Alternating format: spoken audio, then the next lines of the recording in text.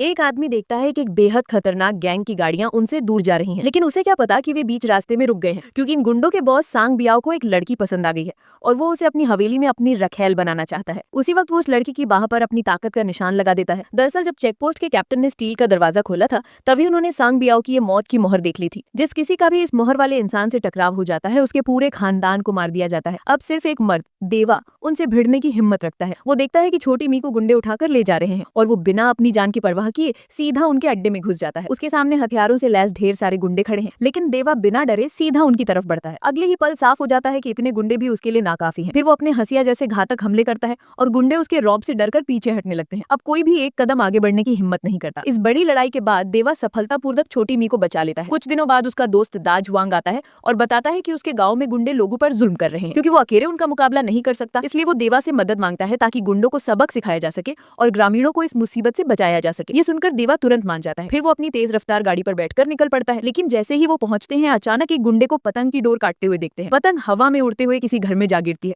और जिस घर में पतंग गिरती है, वहाँ की लड़की को पकड़कर सरदार की रखैल बनाया जाता है। जैसे ही पतंग गिरती है, गुंडे वहाँ पहुंच जाते हैं लड़की को पकड़ने के लिए। दरअसल वो लड़की नाबालिग है, लेकिन गुंडों के सामने उसकी माँ कुछ नहीं कर पाती और वे बेरहमी से उसे उठा ले जाते हैं। ये सब देवा देख रहा है। जब वो देखता है कि ये लोग इतना घिनौना काम कर रहे हैं, तो वो लड़की की माँ के पास जाता है और वादा करता है कि वो उसकी बेटी को जरूर बचाएगा। तभी एक गुंडा आगे बढ़ता है उसे सबक सिखाने के लिए, लेकिन पल भर में ही देवा उसे ढेर कर देता है। अब उसका गुस्सा चरम पर पहुंच चुका है। वो अपनी 200 किलो की कुल्हाड़ी निकालता है और उन पर वार करना शुरू कर देता है। कुछ ही पलों में सारे गुंडे मारे जाते हैं। आसपास के लोग देवा का ये कारनामा देखकर उसका शुक्रिया अदा करने लगते हैं, लेकिन अभी देवा का गुस्सा शांत नहीं हुआ है। वो सीधा असली बॉस के पास पहुंच जाता है। दरअसल वो भी काफी खतरनाक दिखता है। दोनों के बीच एक विशाल चाकू रखा है, लेकिन इससे पहले कि वो समझ पाए कि उसके सामने कौन है, देवा एक ही बार में उसे खत्म कर देता है। जल्दी ही ये गुंडा राज पूरी तरह से मिट जाता है। अंत में वो इस गाँव का सरदार बन जाता है और लोग चैन से रहने लगते हैं।